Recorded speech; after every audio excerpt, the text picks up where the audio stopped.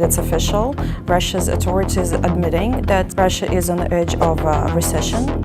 According to intelligence reports leaked to Western media and confirmed by the British newspaper The Guardian, an extraordinary, highly secret meeting took place at the Kremlin. At the table were Russia's money wizards. They stated very clearly, the Russian economy is overheating. The engine is about to explode. We are losing control. The brakes no longer work. And as this situation became official, the Russian people had already started crushing each other in bank-run queues. But not to secure their money, to empty their cash, because Citibank, America's financial giant, a symbol of global banking, and the last major Western institution still operating in Russia, announced that it was completely, unconditionally, and irreversibly halting its Russian operations. Please do not dismiss this event with a "so another bank has left Russia, what's the big deal?" attitude. If we do not read this event correctly, we will not understand the disaster that is coming to Russia. Citibank was Russia's last lifeline to the global financial system. It was the last civilized door open for Russian companies to receive payments from the outside world, to export, to purchase spare parts, or even to find a simple international loan.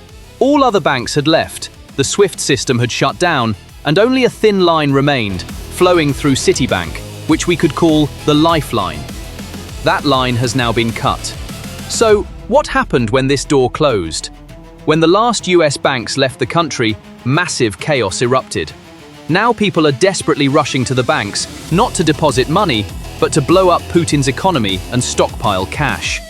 Russians are trampling each other to withdraw their money from banks. Due to the deep distrust Russians have in the economy and the banking system, interest in long-term deposit accounts has almost completely vanished.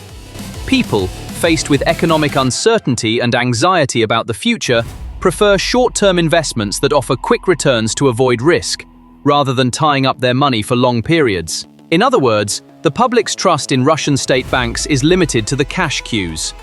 Only 7 out of 100 Russians are taking this risk. Although banks are trying to revive declining demand by changing their terms, the public's cautious attitude is seen as an important sign that faith in the country's financial future has been lost, and that the economy is being dragged into a serious recession. The figures that emerged point not to a slowdown, but to a collapse. With Citibank's exit, the bank's credit portfolio in Russia evaporated by 98%. In other words, a massive amount of cash was withdrawn from the market. Even more alarmingly, deposits, the cash that Russian citizens and companies believed was safe in the bank, have shrunk by a staggering 150 times since the occupation began. A 150-fold decline. Please pause for a moment and consider this. This means the disappearance of a country's middle class, their savings, the capital they set aside for their children's future. Or it means money ceasing to be a medium of exchange and becoming nothing more than a worthless piece of paper with pictures on it. This was the reason for Sberbank boss Herman Gref's panic at that meeting. Let's get back to that secret meeting right now, because the meeting is critical.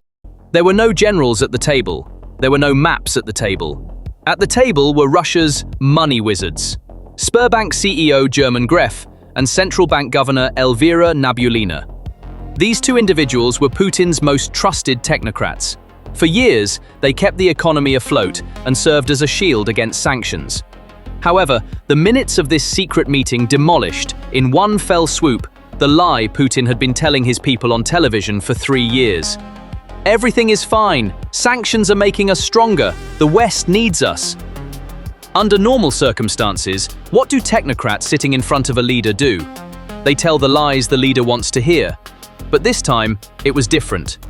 This time, the knife had been pressed so hard against the bone that on that day, these individuals risked their lives and careers to tell Putin to his face, "The emperor has no clothes." Sberbank CEO Herman Gref stated that the Russian economy is overheating. The engine is about to explode. Our resources are running out, and this trajectory, this rate of spending, is unsustainable. Elvira Nabiullina, the central bank governor whom even the West respects as a brilliant adversary, also warned, "We are losing control. The brakes aren't working." These are not just simple warnings, they are a declaration of bankruptcy. So, what was Putin's response to these words? A deep silence. because Putin knew very well that those economic reports on the table revealed a reality far more dangerous and destructive than the fake victory maps brought by the generals on the front lines. So, what was the real reason behind this panic, this bold outburst? Why did they speak up now? Why now, and not in 2022? The answer to these questions was hidden in the news that came from across the ocean just a few days after that meeting. News that was the final nail in Russia's financial coffin. The last remaining Western bank in Russia had left, and the foreign exchange and main bridges flowing through Citibank had been completely cut off. This signaled massive public chaos and the collapse of the industrial system. And Putin's economic chiefs, he saw the reality that, without money, there is no state. So, what did Vladimir Putin do to stop this massive hemorrhage? Economic reform? Peace talks? Cut spending? No. He applied a classic mafia state tactic. He forced Citibank to transfer its remaining assets to loyal local oligarchs, Renaissance Capital and billionaire Mikhail Prokhorov, by threatening to deny them an exit visa. This move fundamentally changed the nature of the Russian economy. Russia is no longer a rule-based, controllable, transparent economy. Russia is now a North Korea-style black box economy, where assets change hands behind closed doors, where oligarchs rule rather than the law, and which is completely isolated from the outside world. And the truth that Hermann Gref tried to convey at that meeting, but which Putin did not want to hear, was this. When fresh blood, i.e. foreign currency and investment, does not come from outside, this system can do only one thing to survive: eat itself from within. Now, we are witnessing that dreadful era of industrial cannibalism. When an economy collapses, the process is clear. First, the banks cry out, then the factories fall silent, and finally, the streets erupt in flames. We heard the banks' cries. Now it's the turn of the factories' eerie silence. Putin's propaganda machine blares morning and night on television. Unemployment is at a record low, everyone is working, our factories are humming along. This may seem technically correct, but it is morally flawed and a dangerous lie. Yes, on paper, unemployment is low. But why? Because in Russia, people are not counted as unemployed. The system forcibly makes them hidden unemployed. The system works like this. The factory runs out of money, can't buy raw materials, can't get credit because Citibank is gone. What would you do in a normal economy? You would stop production and lay off workers. But Putin gave a strict order to governors and bosses. Don't fire anyone, don't mess up the statistics, don't panic the people. So the bosses did this. They didn't fire the workers, but they sent them on unpaid leave. Or they only made them work 1 day a week and paid them 20% of their salary. On paper, this man appears to be working. The state statistics agency records him as employed. But in reality, this man is sitting at home. He has no salary.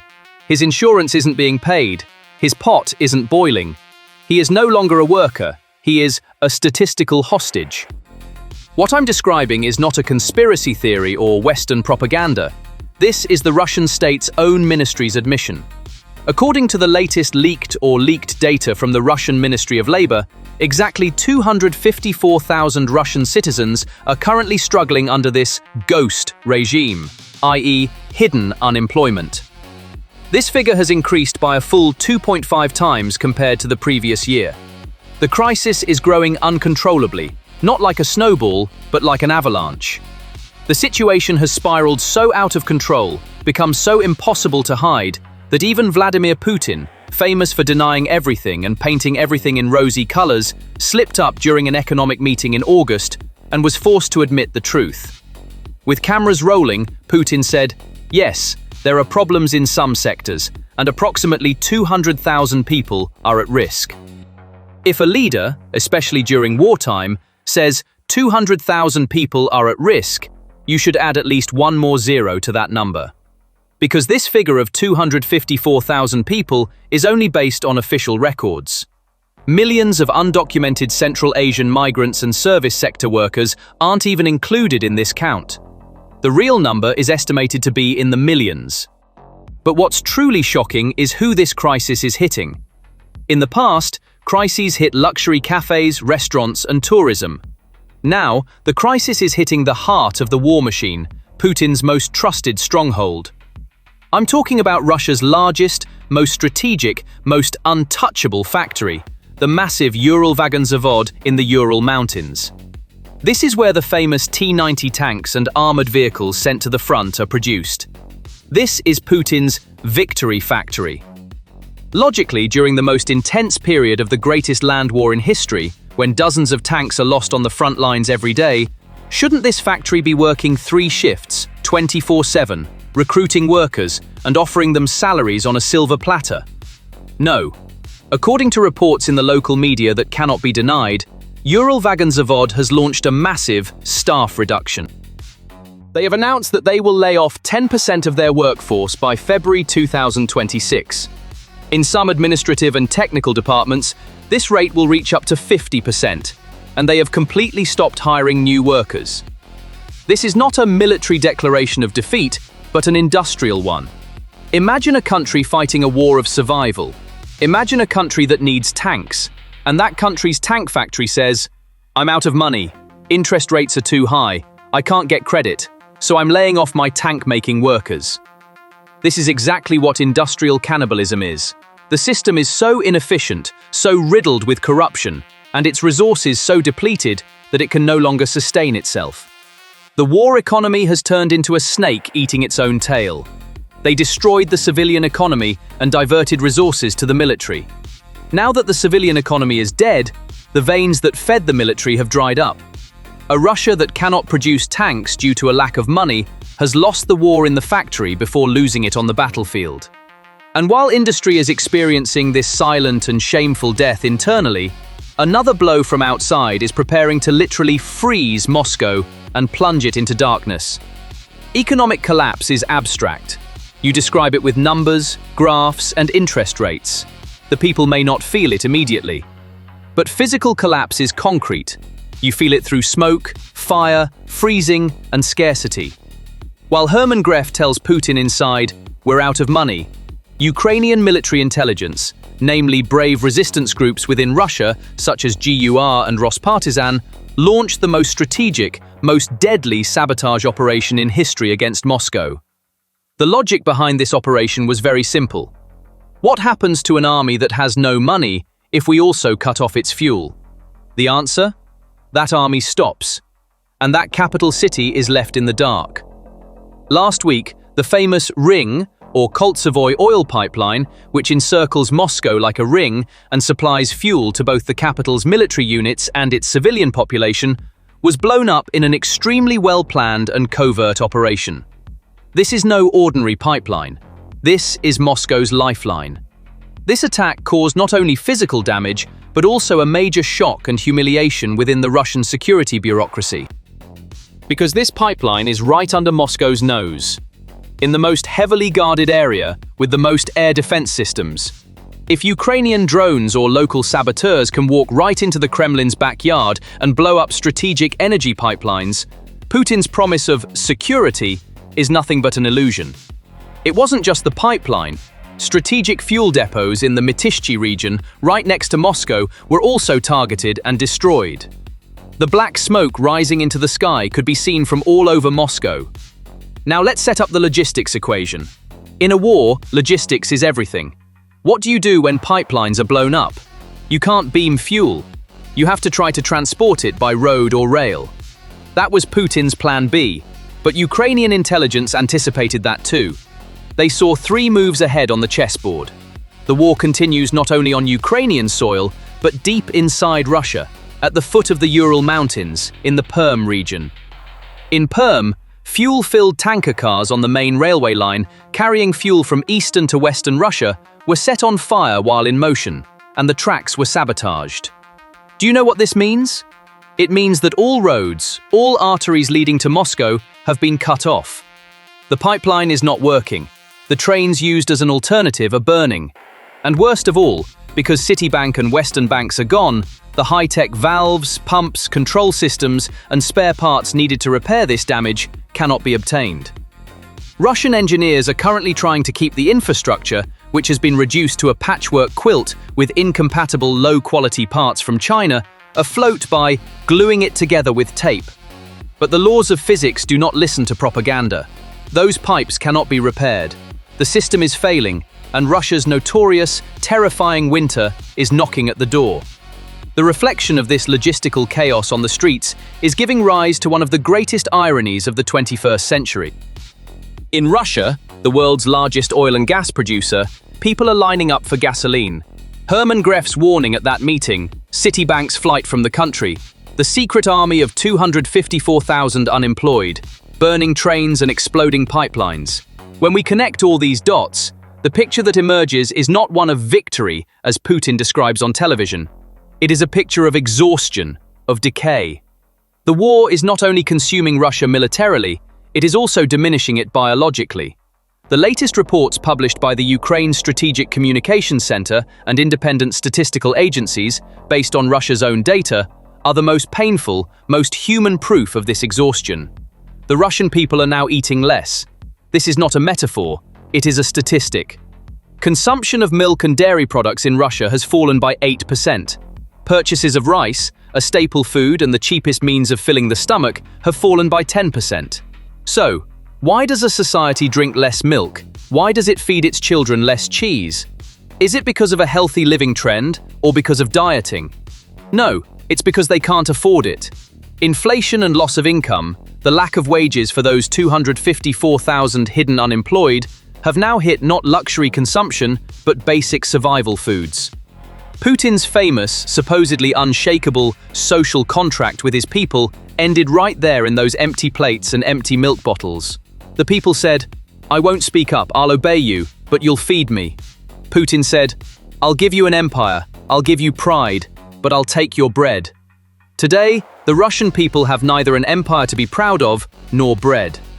Russian central bank governor Nabiullina admitted in a recent statement that interest rates cannot be lowered until 2026 and that tight monetary policy, i.e. belt tightening, will continue for years. So this winter is just the beginning.